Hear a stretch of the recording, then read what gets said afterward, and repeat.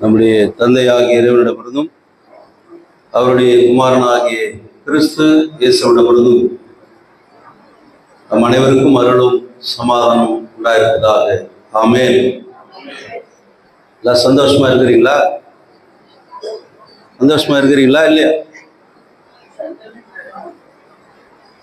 நீங்க சந்தோஷமா இருக்கிறீங்களா இல்லையா எனக்கு தெரியாது. ஆனா பரலோகத்துல நீங்க சந்தோஷம் இருக்கு. ஆமென். எதுக்கு? செட்ரிக் ரியாஸினுடைய இந்த ஞான ஸ்நானத்துல பரலோகமே இன்னைக்கு சந்தோஷமா இருக்குது. நீங்க சந்தோஷமா இருந்தாருன்னா எல்லார்ட்டும் எனக்கு அப்படின்னு சொன்னா நம்மளை விட போறது இல்லைங்க. நாங்களும் சந்தோஷமா தான் இருக்கிறோம் அப்படின்னு சொல்லுவீங்க இல்லையா? ரைட், மகிழ்ச்சி. ஒரு சுவாரஸ்யமான ஒரு நிகழ்ச்சியை இந்த நாளிலே நம் கண்முன் பார்த்தோம். அதே போல ஒரு சுவாரஸ்யமான நிகழ்ச்சி திருமறையிலிருந்து நாம் கேட்க இருக்கின்றோம். நம் அனைவருக்கும் பரிச்சயமான ஒரு பகுதி. நம் அனைவரும் சண்டே ஸ்கூல்ல இருந்து கேட்ட ஒரு நிகழ்ச்சி. அந்த நிகழ்ச்சியின் அடிப்படையில் உங்களோடு ஒரு சில நிமிடங்கள் ஆண்டுடைய வார்த்தை பகிர்ந்து கொள்ள விளைகிறேன். வாசித்த யாத்ரா புத்தகத்தில் 3ஆம் அதிகாரத்தில் 12வது வசனத்தை தொடங்கி 15வது வசனம் வரையில நாம் வாசித்து தியானிப்போம். யாத்ரா 3ஆம் அதிகாரம் 12 அதற்கு அவர், நான் உன்னோடு இருப்பேன், ஜனத்தை எகிப்திலிருந்து நீ அழைத்து வந்த பின் நீங்கள் இந்த மலையிலேயே கடவுளுக்கு ஆராதனை செய்வீர்கள். நான் உன்னை அனுப்பினேன் என்பதற்கு இதுவே அடையாளம் என்றார். இதன் பின்பு மோசே கடவுளிடம், நான் இஸ்ரவேலரிடம் போய் உங்கள் பிதாக்களின் கடவுள் என்னை உங்களிடம் அனுப்பினார் என்று சொல்லும் போது அவருடைய நாமதேயம் என்ன என்று அவர்கள் கேட்பார்களே, அவர்களுக்கு நான் என்ன சொல்லுவேன் என்று கடவுளை கேட்க, கடவுள் இருக்கிறவராகவே இருக்கிறேன் என்று மோசேயிடம் சொல்லி, இருக்கிறேன் என்பவர் என்னை உங்களிடம் அனுப்பினார் என்று இஸ்ரவேலருக்கு சொல் என்றார். மேலும் கடவுள் மோசேயிடம், ஆபிரகாமின் கடவுளும் ஈசாக்கின் கடவுளும் யாக்கோபின் கடவுளுமாயிருக்கிற உங்கள் பிதாக்களின் கடவுளாகிய கர்த்தர் என்னை உங்களிடம் அனுப்பினார் என்று நீ இஸ்ரவேலருக்கு சொல்வாயாக. என்றென்றும் இதுவே என் நாமம், தலைமுறை தலைமுறை தோறும் இதுவே என்னை நினைப்பதற்குரிய நாமதேயம் என்றார் என்பதை செவிப்போம். அன்பின் கடவுளே, ஆபிரகாம், ஈசாக்கு, யாக்கோபு என்பவர்களுடைய கடவுளாய் இருந்தால் தலைமுறை தலைமுறையாய் தேவரீர் நீர் எங்களுக்கு வாசஸ்தலமாய் இருந்து வருகிறீர் என்பதை நினைத்து மக்கள் நன்றி செலுத்துகிறோம். மோசேயின் வழித்தோன்றல்களாய் இன்று வரை நாங்களும் உம்மை நினைக்கிற மக்களாய் இருப்பதற்கு நீர் எங்களுக்கு அருள் புரியும். மோசேயினுடைய வாழ்விலே நீர் இடைப்பட்டு மோசேவை சந்தித்து இஸ்ரவேல் மக்களை விடுதலையாக்கின அந்த நிகழ்ச்சியின் முன்னோட்டத்தை இந்த செய்தியின் வழியாக நாங்கள் கேட்டு இருக்கிறோம். நீர் அடியை மறைந்து பேசும் நாங்கள் கேட்கிறோம். இயேசு நாமத்தில் பிதாவே, ஆமென். கிறிஸ்து இயேசுக்குள் அன்பான உடன் விசுவாசிகளே, இந்த காலை நேரத்திலே இயேசுவின் நாமத்திலே உங்களை நான் வாழ்த்துகிறேன். இந்த திருத்தவ நாட்கள் இன்னும் வெகு சீக்கிரத்திலே நிறைவு பெறப் போகிறது. இந்த மாதத்தினுடைய கடைசி ஞாயிறு வருகையின் ஞாயிறாக தொடங்க இருக்கிறது. எனவே கிறிஸ்துவின் பிறப்பை, புதிய வருடத்தை எதிர்நோக்கி இருக்கிற நமக்கு இன்றைக்கு கொடுக்கப்படுகிற அழைப்பு மோசேக்கு கடவுள் கொடுத்த அழைப்பு தான். அது என்ன என்பதை சற்று விரிவாக நாம் காண்போம். மோசேயுடைய அழைப்பை பற்றி நாம் வாசித்த இந்த பகுதியிலே நாம் கேட்கிறோம். ஆபிரகாமுடைய சந்ததி இஸ்ரவேலர்கள் ஏறக்குறைய 430 ஆண்டுகள் எகிப்திலே அவர்கள் அடிமைகளாக வாழ்ந்து கொண்டிருக்கிறார்கள். யோசேப்பை அறியாத ஒரு புதிய ஆட்சியாளன் அவர்களை ஆளுகை செய்த போது அவனுக்கு ஒரு பயம் வந்தது. என்ன பயம்? இப்பொழுது நம்முடைய தமிழ்நாட்டில் நமக்கு இருக்கிற ஒரே பயம் என்ன? 1.5 கோடி பேர் வடக்குல இருந்து இங்க வந்திருக்கிறார். இப்பொழுது எடுக்க இருக்குன்னு அந்த SIRல அவருடைய பெயர் இணைக்கப்பட போகிறது. அப்படி இணைக்கப்பட்டால் அந்த வட இந்தியாவிலிருந்து இங்கே வந்திருக்கிறவர்கள் ஏறக்குறைய 30-40 ஆண்டுகளாக இருக்கிறார்கள். அவர்கள் இங்கேயே வாக்களிக்கும் உரிமையை அவர்கள் பெறுவார்கள். மீண்டும் ஒரு இந்திய எதிர்ப்பு போராட்டம் போல ஒரு போராட்டம், தமிழ்நாடு தமிழர்களுக்கு அப்படின்ற ஒரு போராட்டம் உருவாகக்கூடிய சூழ்நிலை இருக்கிறது. அதற்காக சில அரசியல் கட்சிகள் அதை எதிர்க்கிறார்கள், சிலர் ஆதரிக்கிறார்கள். அது ஒரு பக்கம் இருந்தாலும் ஒரு பயம் இருக்கத்தான் செய்கிறது. எங்க பார்த்தாலும் வட இந்தியர்கள் தான் இருக்கிறார்கள். ட்ரெயின்ல போனா அவங்க தான் இருக்கிறாங்க. ரிசர்வேஷன்ல கூட ஏறி படுத்துக்கிறாங்க. நம்ம ஒன்றும் செய்ய முடியாது. நமக்கு கிடைக்க வேண்டியதெல்லாம் அவங்களுக்கு கிடைச்சிருமே, நம்ம கிடைக்க வேண்டியதை அவங்க தட்டி பறிச்சிருவாங்கன்ற ஒரு பயம் தான். அதே பயம்தான் எகிப்திலே இருக்கிற மக்கள், அங்கே உள்ளூரிலே பிறந்து வளர்ந்து வாழ்ந்து தலைமுறை தலைமுறையா இருக்கிற மக்கள் அங்கே இஸ்ரவேலர்கள் பெருகியதை பார்த்து, உங்களுக்கு தெரியும் எத்தனை பேர் அங்க போனாங்க எகிப்துக்கு? எத்தனை பேர் போனாங்க? யோசேப்பு ஒருத்தர் தான் போனாரு. அவர் எப்படி போனாரு? அடிமை, ஒரு வீட்டுக்கு அடிமையா வாங்கிட்டு போயிட்டாங்க விலைக்கு அவரை. அந்த வீட்டுல அவர் இருந்து அங்கிருந்து படிப்படியாய் உயர்ந்து கடவுளுக்கு பயந்து கீழ்ப்படிந்து உண்மையோடு வாழ்ந்ததினால கடவுள் அவனை அந்த அரசாங்கத்தினுடைய பெரிய உத்தியோகத்துல கொண்டு வைக்கிறார். அந்த உத்தியோகத்தில் இருக்கிற பொழுது உணவு பஞ்சத்தினாலே தன் தகப்பனும் உடன் பிறந்த 11 சகோதரர்களும் அவருடைய குடும்பமும் அங்கே எகிப்துக்கு வருகிறார்கள். அப்போ அவங்க வந்தது எவ்வளவு பேரு? 70 பேர் தான். ஆனால் இப்பொழுது இருக்கிறது எவ்வளவு பேரு? ஏறக்குறைய 6 லட்சம் பேர் இருக்காங்க. இதை பார்த்த உடனே அவருக்கு பயம் வந்துச்சு. அந்த பார்வோன், புதிய பார்வோனுக்கு பயம் வந்துச்சு. அந்த பயத்தினாலே அவன் என்ன செய்கிறான்? இந்த மக்களை கொடுமைப்படுத்துகிறான், அடிமைப்படுத்துகிறான், கடுமையான வேலைகளை கொடுக்கிறான். செங்கல் சூளை வைத்து செங்கல் அறுக்கின்ற வேலையை கொடுக்கிறான். அதுக்கு ஒருவேளை தான் உணவு கொடுக்கிறான். இப்படி கடினமாய் கஷ்டப்பட்டு கொண்டிருக்கிற நேரத்துல இவர்கள் இப்பொழுது யாரை நினைக்கிறார்கள்? கடவுளை நினைக்க ஆரம்பிக்கிறாங்க. அப்ப கடவுளை நினைத்து, எங்க முற்பிதாக்களுக்கு ஒரு வாக்குத்தத்தத்தை கொடுத்த ஆண்டவரே, நாங்க இப்போ அடிமையா கஷ்டப்பட்டு இருக்கோமே, நீங்க இதை கவனிக்கிறது இல்லையா, இதை பார்க்கறது இல்லையா, எங்களுக்கு உதவி செய்ய மாட்டீங்களா என்று அவர்கள் கூக்குரலிட்டார்கள். 2ஆம் அதிகாரத்தினுடைய கடைசி வசனம் என்ன சொல்லுகிறது? கடவுள் அவர்கள் பெருமூச்சை கேட்டு ஆபிரகாமோடும் ஈசாக்கோடும் யாக்கோபோடும் தாம் செய்த உடன்படிக்கையை நினைத்தருளினார். கடவுள் இஸ்ரவேலரை கண்ணோக்கினார். கடவுள் அவர்களை கவனிக்கலானார். இதை கொஞ்சம் நாம கவனிக்கணும். ஏன் கடவுள் இப்போ அவர்களை நினைக்கிறார்? ஏன் இப்போ கடவுள் அவரை பார்க்கிறார்? இப்போ ஏன் அவரை கவனிக்கிறார் அவர்களை அப்படின்னு சொன்னா, 430 ஆண்டுகளுக்கு முன்னால் இருந்து அவர்கள் கடவுளை நினைக்கவில்லை.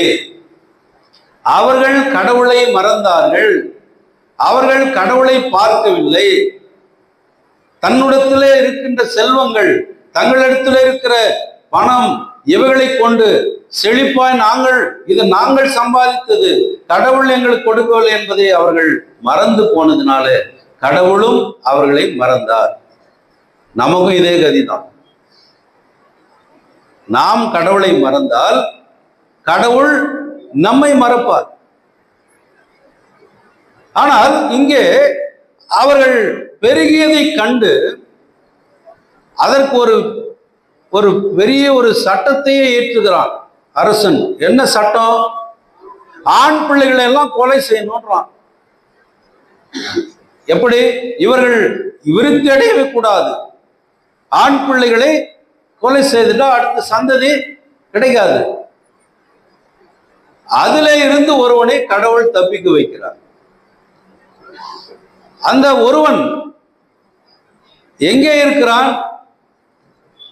அந்த எகிப்திலே இருக்கிற இஸ்ரவேலன். அவன் அந்த இஸ்ரவேலில் இருக்கிற அந்த குழந்தையை மறைத்து வைத்து இப்பொழுது வெளிப்படையாக்கி அரண்மனையிலேயே எங்கே கொலை செய் என்று சொன்னானோ அந்த இடத்திலே அந்த குழந்தையை வளர்க்கப்படுகிறது. அன்புக்குரியவர்களே, அந்த குழந்தை தான் மோசே. இஸ்ரவேலரின் குரலை கேட்ட கடவுள் மோசேயை அவருடைய விடுதலைக்காக தெரிந்தெடுத்து அழைக்கிறார். அவர்களை விடுதலை செய்வதற்கு மோசே ஓரேப் என்கின்ற தெய்வ பர்வதத்திலே அவன் மேய்ப்பனாய் ஆடுகளை மேய்த்து கொண்டிருக்கிற பொழுது கடவுள் அவனை அழைத்தார். அதுதான் இந்த நாளுடைய செய்தி. மோசேவுடைய வயது மரிக்கும் போது எவ்வளோ? 120. இதை 3ஆ பிரிக்கணும். நம்ம 40 பிரிச்சோம்னு சொன்னா 40 ஆண்டுகள் அவனுடைய வாழ்க்கை எங்கே இருக்கிறது? அரண்மனையிலே தான் 40 வருஷம். நயல் நதியில குழந்தையாய் அவன் தொட்டில் கிடத்தப்பட்ட போது அந்த இளவரசி அதை கொண்டு வந்து, இந்த குழந்தையை எப்படி வளர்க்க முடியும்? ராஜாவுக்கு தெரிஞ்சா பிரச்சனை ஆயிருமே, என்ன செய்வது? சொந்த தாயையே காண்பித்து, சொந்த தாயே அதற்கு பால் கொடுத்து அந்த குழந்தையை வளர்த்து அவன் அரண்மனையிலே வளர்ந்தான் என்று சொன்னால் எப்படி வளர்ந்திருப்பான்? ஒரு இளவரசனாக, ஒரு ராஜாவுக்குரிய தகுதி, அனைத்து கலைகளிலும் அனைத்து போர் திறமைகளிலும் அவன் வல்லவனாய் திகழ்கிறான். அப்படி அவன் 40 ஆண்டுகள் அந்த அரண்மனையிலே உல்லாசமான வாழ்க்கை, ராஜ அதிகாரத்தோடைய வாழ்க்கை அவன் வாழ்ந்து கொண்டிருக்கிறான். 40 வருஷம் போச்சு. இப்ப வெளியில வரான். அப்படி வெளியில வரும்போது பார்க்கிறான், ஒருத்தனை போட்டு ஒருத்தன் அடிச்சுட்டு இருக்கிறான். அவன் யாரு? ஒரு எகிப்தியன் இஸ்ரவேல்ல இருக்கிற அந்த எபிரேயனை அடித்து கொண்டிருக்கிறான். இப்போ இவர் போறாரு, பாக்குறாரு. பார்த்த உடனே இவனுக்கு ரத்தம் கொதிக்குது. தான் ஆடாவிட்டாலும் தசை ஆடுன்னுவாங்க. ஏன்பா சம்பந்தமே இல்லாத இவர் எகர்றாருன்னா, உனக்கு தெரியாதுப்பா, அவங்க ரொம்ப நெருங்கிய ரத்த சம்பந்தம் இவங்க, இல்லையா சொல்றாங்கல்ல. இப்போ தன் இனத்தை சேர்ந்தவனை ஒருவன் அடிக்கும் போது மோசே கொதித்து எழுகிறான், கோபம் வருகிறது. ஆனா மோசேனுடைய குணம் என்ன தெரியுமா? மோசே பற்றி சொல்றாரு, வேதத்துல இருக்கு, நான் சொல்றேன். அப்புறம் அவன் சாந்த குணம் உள்ளவன். அவன் யாரு? சாந்த குணம். மோசே அப்படின்ற பேருக்கு அர்த்தம் என்ன? நீரில் இருந்து அவன் எடுக்கப்பட்டவன், அதான் அவனுடைய பேரு. மோசே என்றால் என்ன அர்த்தம்? நீரிலிருந்து எடுக்கப்பட்டவன், சாந்த குணமுள்ளவன் என்று கடவுள் அவனுக்கு சர்டிபிகேட் கொடுக்கிறாரு. இன்னும் கூட பெரிய சர்டிபிகேட் எல்லாம் கொடுக்குறாரு, நான் சொல்றேன் உங்களுக்கு. இங்கே அந்த எகிப்தியனை போய் இவன் என்ன செய்யறான்?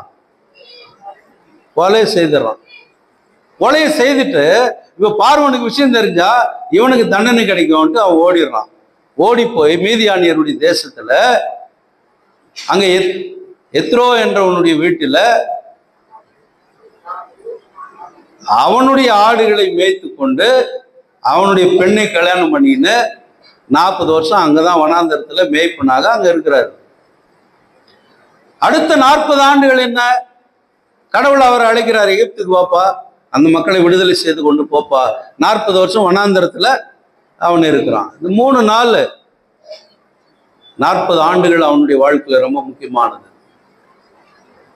பிரியமானவர்களுக்கு அவனுக்கு வயதான போது அவன் பார்வை குறைவே இல்லை, அவன் கண்ணு அவன் குன்றி போகவில்லை. கடவுளே அவனை அடக்க மாட்டாரு, கடவுளே அடக்க ஆராதனை நடத்திட்டாரு, கடவுளே அவனை பொச்சிட்டாரா என்னன்னு நமக்கு தெரியாது, எங்க அவன் சமாதி இருக்குன்னு நமக்கு தெரியாது, கடவுளே அவனை எடுத்துக்கொண்டார் என்பது செய்தி. அன்பானவர்கள், இங்கே அவனுடைய 40 ஆண்டுகள் கல்வி கேள்விகளிலே சிறந்தவனாய் பார்வோனின் அரண்மனையிலேயும் 40 ஆண்டுகள் மேய்ப்பனாக எளிய வாழ்க்கையையும் 40 ஆண்டுகள் கடவுள் அழைப்பை ஏற்று விடுதலை தலைவனாகவும் அவன் செயல்படுகிறதை பார்க்கும்போது மோசேயை குறித்து அவர் சொல்றாரு. கடவுள் என்ன சொல்றாரு? என்னாகும் 12:7-8 யோசுவா 1:2 வாசிக்கிற, மோசே என் ஊழியன், என் வீட்டில் உண்மை உள்ளவன் அப்படின்னு சொல்றார். இயேசு கிறிஸ்து மோசேயை பற்றி சொல்லுகிறார். யோவான் 5:46 நீங்கள் மோசேயை நம்பினால் என்னையும் நம்புவீர்கள் அப்படின்றார். அது மட்டுமல்ல, மறுரூப மலையிலே மோசேயோடும் இயேசு பேசிக் கொண்டிருந்தார். அவ இயேசுனுடைய மரணத்திற்கும் இயேசுடைய உயிர்த்தெழுதலுக்கும் முன்னோடியாய் இங்கே மோசேயை கடவுள் காண்பிக்கிறார். காரணம் இல்லாமல் கடவுள் யாரையும் தண்டிக்க மாட்டார். நமக்கு ஏன் இந்த தண்டனை நம்ம கேட்டோம்னு சொன்னா, காரணம் இல்லாம எதுவும் நடக்காது. இங்க என்ன காரணம்? இவர்கள் அடிமையானதுக்கு முற்பிதாக்களின் வழிகளை விட்டு விட்டார்கள், முற்பிதாக்களுடைய கடவுளை மறந்து விட்டார்கள். ஆனால் கடவுள் அவர்களை மறக்கவில்லை. அதுதான் ரொம்ப முக்கியமானது. அவர்கள் கூக்குரலை அவர் கேட்டார், அவருடைய நிலைமை பார்க்கிறார், பார்த்து கண்ணோக்குகிறார். பார்வோனை, யோசேப்பை அறியாத அந்த பார்வோன் கடவுளையும் அறியவில்லை. கடவுளுடைய ஜனங்கள் அவர்களும் கடவுளை அறியவில்லை. இப்போ அந்த பெரிய இக்கட்டிலிருந்து அவர்கள் கடவுளை மறந்து போன சூழ்நிலையில கடவுள் அவர்களை மறவாமல், ரொம்ப அழகான பாட்டு ஒண்ணு நமக்கு பாடி வச்சுட்டு போயிருக்கிறாங்க பாடகர்கள். மறவாமல் நினைத்தீரையா, மனதார நன்றி சொல்வேன். எப்படி நன்றி சொல்றது? நம்ம எதுக்கு மனதார நாம் என்ன செய்யணும்? நன்றி சொல்றது போதாதுங்க, அவரை நாம் நினைக்கணும்.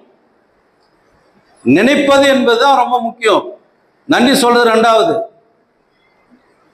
அவர் நினைத்து அருளுகிறார், நீயும் நினைத்து அருளு உன்னை ஆண்டவருக்கு. அதுதான் அழைப்பு. அந்த அழைப்பிலே மோசே எரியும் முட்புதரில் கடவுள் யார் என்பதை அவன் அறிந்து கொள்ளுகிறான். முட்புதரிலே பச்சை முட்செடி எரிந்து கொண்டிருக்கிறது. அவன் பார்க்கிறான், என்ன ஒரு அதிசயம், பச்சை முள்ளு புதர் எரியுது, அது என்னன்னு பக்கத்துல போய் பார்ப்போமே. அருகிலே போகிறான். அருகாமையில ஒரு குரல் கேட்கிறது, மோசே மோசே நில்லு. யார் கூப்பிடுறது? நீ நிற்கிற இடம் புனிதமான இடம், உன் காலணிகளை கலட்டு. என்ன சொல்றாரு? உன் காலணிகளை கலட்டு. உங்க வீட்டு பிள்ளைகளுக்கு நீங்க சொல்லி கொடுங்க, சர்ச்சுக்கு வரும்போது காலணிகளை வெளியே கழட்டி விடுங்கன்னு. நீ கிக்க முக்கியன்னு ஷூ போட்டு வந்தா கூட அதை கழட்டி வெளியே விட்டுடு. நீ பிள்ளைகளுக்கு இப்ப சொன்னாதான் பெரியவனான பிறகு அந்த பிள்ளை யோசிப்பான், நம்ம செருப்பை கழட்டி விட சொன்னாங்க அப்பா அம்மா. நிறைய பேர் செருப்பு போட்டுனா சர்ச்சு உள்ளே உட்காந்துருக்காங்க, நான் பாக்குறேன். நீ அமெரிக்கால இல்லை, நீ ஜெர்மன்ல இல்லை, நீ லண்டன்ல இல்லை, நீ இருக்கிற இடம் எது? இந்திய தேசம். நம்முடைய கலாச்சாரம் அது அல்ல. ஒரு சாதாரண ஒரு மனிதன் தெருவில் போய் கொண்டிருக்கிறவன் ஒரு வழிபாட்டு ஸ்தலத்தை பார்த்த உடனே செருப்பை கழட்டி வச்சுட்டு நடு ரோட்ல நின்று அவன் அதை வணங்கிட்டு போறானே. நான் வாசித்துமே, கடவுள் யாரு? அவர் மரித்தோரின் கடவுள் அல்ல, அவர் ஜீவனுள்ளோரின் கடவுள். நீ யார் கேட்கிறான். அவர் சொல்றாருப்பா, நான் என் ஜனத்தினுடைய அழுகுரலை கேட்டேன். எகிப்துக்கு நீ போ, இஸ்ரவேல் மக்களை விடுதலையாக்கு. நான் ஆபிரகாம், ஈசாக்கு, யாக்கோபு என்பவர்கள் வழிபட்டு வந்த கடவுள் நான் தான். அறிமுகப்படுத்துகிறார் கடவுள் மோசேக்கு. மோசே அங்கேதான் கடவுளை அறிந்து கொள்ளுகிறான். கடவுளை அறிந்தவுடன் அவர் என்ன கேட்கிறான்? ஐயா, எகிப்துக்கு நான் போகணுமா? ஏன் பயப்படுறாரு? எகிப்துக்கு போன என்ன நடக்கும்? என்ன நடக்கும்? பார்வோனை பிடிச்சு நம்ம சொல்லுவோம் இல்லையா, நம்ம ஊர்ல சொல்லுவோம்ல, என் வீட்லயே சாப்பிட்டு எனக்கு இன்னைக்கு துரோகம் பண்றியா அப்படின்னா பார்வன் கேட்பாருல, அப்படி என் வீட்டிலே வளர்ந்துட்டு என் ஆளைய நீ கொண்டுட்டு போயிட்டு எப்படி ஜாலியா சுத்திருவியா? உலகத்தில் நீ எந்த மூலையில் போனாலும் இன்டர்போல் போலீஸை வச்சு உன்னை அழுக்கா தூக்கின்னு வந்து உன்னை என்ன பண்ணுவேன்? போட்டுருவேன். இங்கிருந்து கொள்ளையடிச்சிட்டு போயிடுறாங்க இல்லையா, அவங்கள போய் எங்க பிடிச்சின்னு வராங்க? பீகார்ல, குஜராத்ல, ராஜஸ்தான்ல எல்லாம் போய் பாலைவனத்துல அங்கங்க ஒழிஞ்சிருக்கிறான், பிடிச்சிடும். அதை வச்சு ஒரு சினிமா கூட எடுத்து விட்டோம். அப்போ இல்லையா? எங்க போனாலும் கடவுளுடைய பார்வைக்கு மறைவாக நம்ம எங்க போக முடியாது. கடவுள் திருப்பி அங்கதான் போக சொல்றாரு. ஆனா அவன் என்ன சொல்றான்? நல்ல சாக்கு போக்கு சொல்றாரு. என்ன சாக்கு போக்கு? எனக்கு திக்குவாய் ஐயா, நான் எப்படி போய் அங்க பேசுறது? அப்பதான் இந்த வார்த்தையை அவர் சொல்றாரு. நான் வாசித்த அந்த பகுதி, நீ போ, நான் உன் கூட இருப்பேன். ஏன்? நான் முற்பிதாக்களோடு இருந்தேன், உங்களோடும் இருக்க போகிறேன். நீ போ, இஸ்ரவேல் மக்களுடைய அந்த கூக்குரலை நான் கேட்கிறேன், அவருடைய அழுகையை பார்க்கிறேன். ஆகாரின் அழுகையை பார்க்கிறார், சத்தத்தை கேட்கிறார், அவருடைய குரலை கேட்கிறார், அவருக்கு ஒரு விடுதலை கொடுக்கிறார். கடவுள் கேட்கிறார் என்று இஸ்மவேல் என்று பெயரை வைத்து அவர் இந்த பூமியிலே பெருக செய்கிறதை பார்க்கிறோம். யெகோவா ஈரே, அவர் பார்த்துக் கொள்வார். அந்த ஆபிரகாம் தம் பையனை கூட்டு போறார். எங்க? பலியிடுறதுக்கு. பையன் கேட்குறான், ஏம்பா கத்தி இருக்குது, நெருப்பு இருக்குது, கட்டையும் இருக்குது, எல்லாமே இருக்குது, பலி செலுத்துறதுக்கு ஆடு என்னப்பா, எங்கப்பா? அதுக்கு அவர் என்ன சொல்றாரு? யெகோவா ஈரே, கர்த்தர் பார்க்கிற கடவுள், காண்கிற கடவுள். அவர் நம்முடைய குரலை கேட்கிற கடவுள், செவிகளை அப்படி மடக்கி கொள்ளுகிற கடவுள் அல்ல. சில நேரத்தில் நம்ம ஆளுங்களை நம்ம பார்த்தா நம்மளை பார்க்குவாங்க, பார்க்காத மாதிரியே போவாங்க. சார்னு கூப்பிட்டா கேட்பாங்க, கேட்குது நல்லா இருக்கு, ஆனா கேட்காத மாதிரியே போவார். ஏன்? எதுக்கு வம்பு? நம்ம அமைதியாக நம்ம போயிடுவோம், பிரச்சனையே இல்லை. கடவுள் அப்படிப்பட்டவர் அல்ல. என் அழுகையை பார்க்கிறவர், என் கண்ணீரை துடைக்க விரும்புகிறவர், என்னுடைய தேவைகளை சந்திக்க அவர் இறங்கி வருகிறவர். கடவுள் இறங்கி வந்தார் இஸ்ரவேல் மக்களை மீட்டெடுப்பதற்காக என்பதை நாம் பார்க்கிற பொழுது அவரை நோக்கி கூப்பிட்ட குரல்கள் பல. குருடர், செவிடர், சப்பானிகள், நடக்க முடியாதவர்கள், ஏன் மரித்து போனவர்கள் கூட குடும்பத்தார் அழைத்தார்கள். கடவுள் இங்கே பெயரை சொல்லி அழைக்கிறார். மோசேவை அழைக்கிறார். மோசே, மோசே, ஆபிரகாமே, ஆபிரகாமே, நான் காண்பிக்கும் தேசத்துக்கு நீ போ அழைத்தார். இன்னும் நிறைய இருக்கு பைபிள்ல. யாக்கோபே, இஸ்ரவேலே என்று கூட யாக்கோபே அழைக்கிறார். அன்பானவர்களே, பெயரை சொல்லி அழைக்கிற கடவுள். செட்ரிக் பெயரை சொல்லி நீங்க அழைத்திருக்கிறார். எப்போ அழைத்தன்னு சொல்றாரு? தாயின் கருவில் உருவாகும் முன்னே நான் உன்னை பெயரை சொல்லி அழைத்தேன் என்றார்.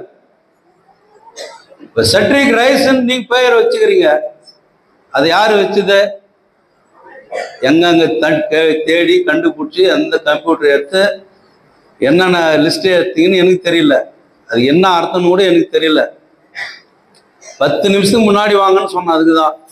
நீங்க 10 நிமிஷத்துக்கு முன்னாடி வந்திருந்தீங்கன்னா அந்த பேர் அர்த்தத்தை நான் உங்களுக்கு சொல்லியிருப்பேன். இப்போ உங்களுக்கு தெரியும், சாலமோனுக்கு தெரியுமா? தெரியுமாம்மா? Charlotte, right. அப்புறம் கொஞ்சம் சொல்லுங்க, எல்லாருக்கும் கேட்குற மாதிரி. என்ன அது சொல்லுங்க, கொஞ்சம் கிட்ட வந்து சொல்லுங்க.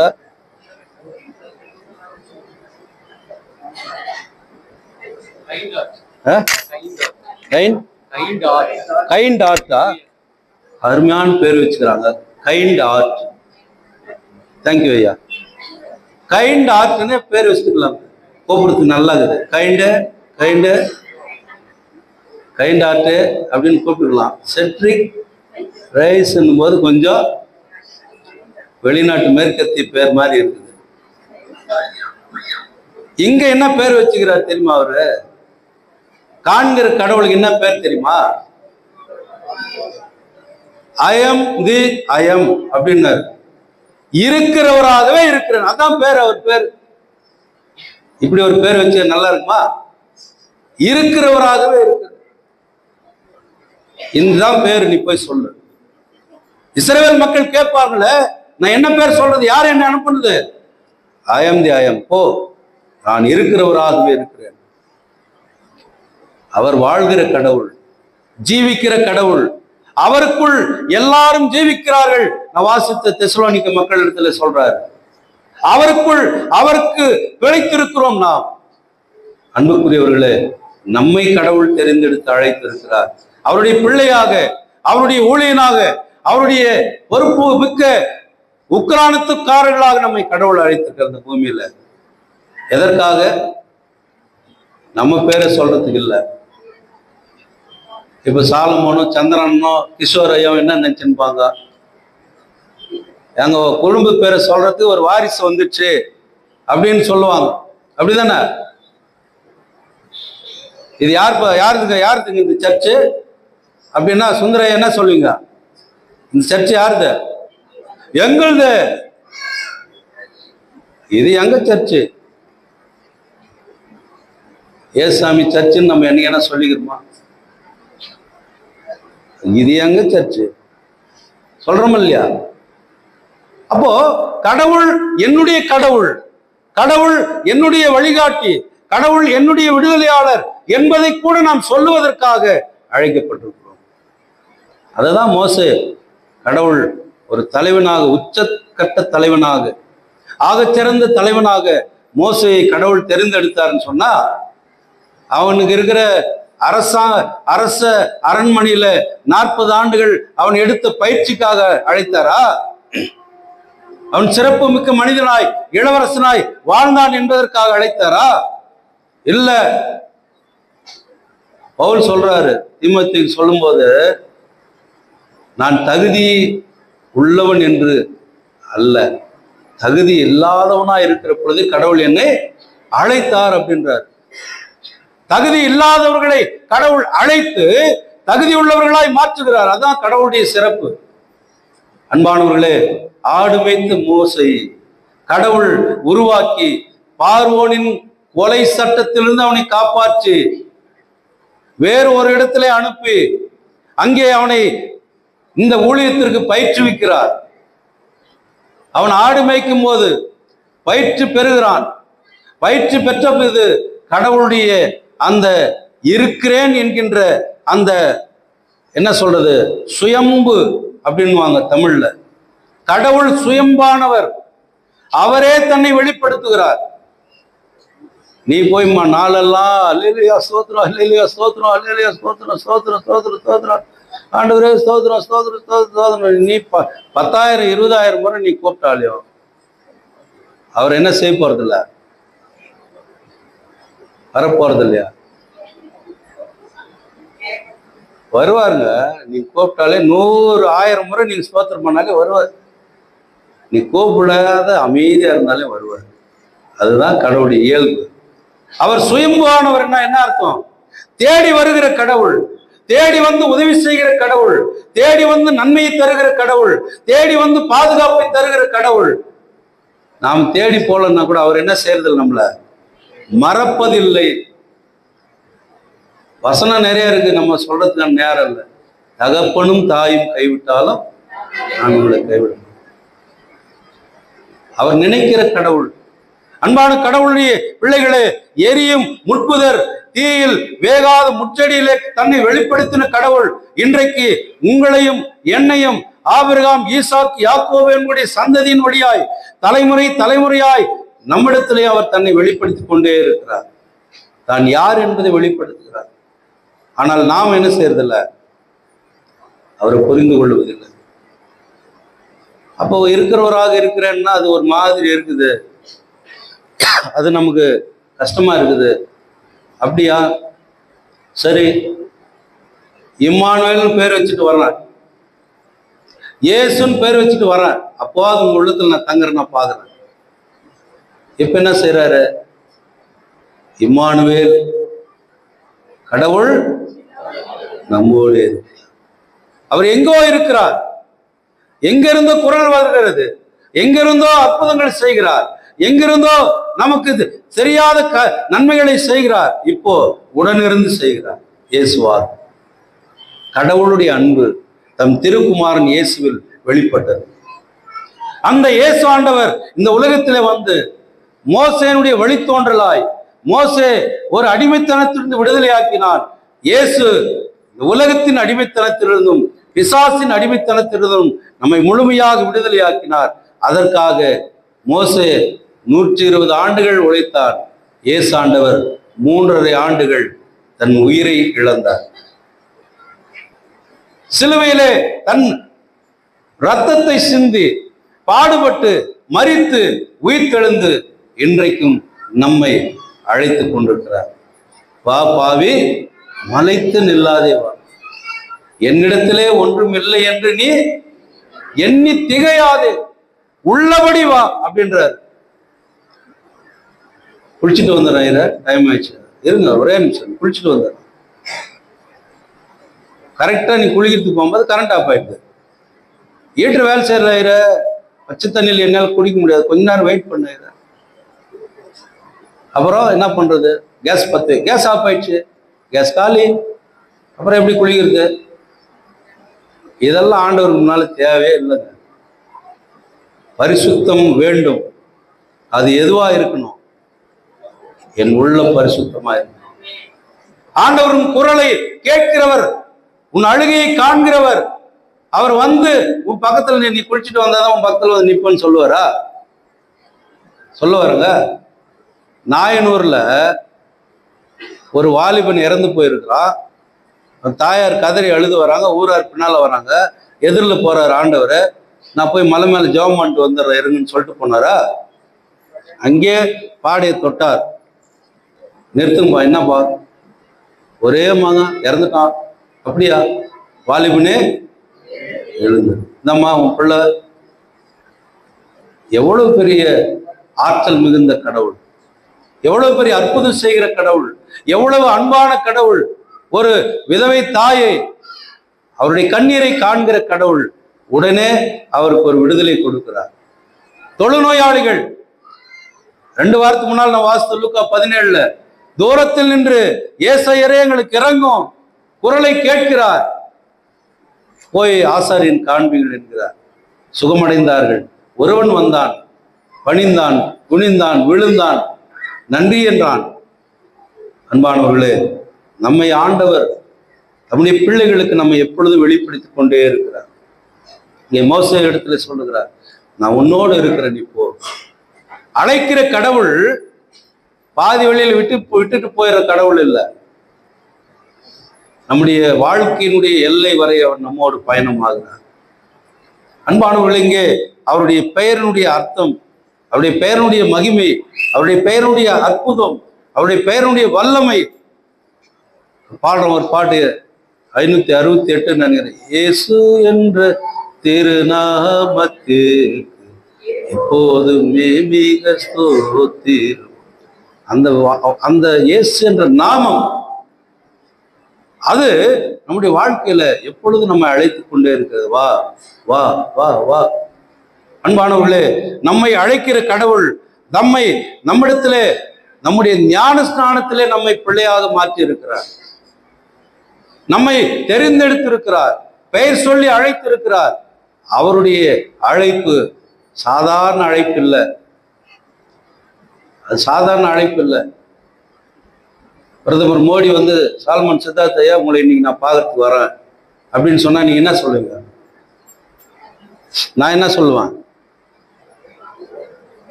என்ன சொல்லுவேன் நான்? ஐயா நீங்க போய் வரலாமா? நீங்க அங்கே இருங்க, நான் டெல்லி இதோ வரேன், அங்கே இருங்க, இதோ வரேன். இல்லையா நான் வாணியம்படி பஸ் ஸ்டாண்டுக்கு வந்துட்டேன்னாருனா அங்க போய் நான் பார்த்தாக்கா நயினார் நாகேந்திரன் தான் இருப்பார். அப்படின்னா ஏமாந்துட்டு தான் வரணும் இல்லையா? மோடி வரான்னு பார்த்தா இவரு அவங்க சிஷ்யம் வந்துக்கிறாரு அப்படின்னா. ஒவ்வொரு நாளும் இயேசு நம்ம சந்திக்க விரும்புகிறார். ஒவ்வொரு நாளும் இயேசு நம்மோடு பேச விரும்புகிறார். ஒவ்வொரு நாளும் நம்மை அழைக்கிறார். அவருடைய குரல் நம்மிடத்துல வருவதற்கு நாமே தடையா இருக்கிறோம். பல தடைகள் நம்மிடத்துல இருக்கிறது. உள்ள தெளிவில்லை.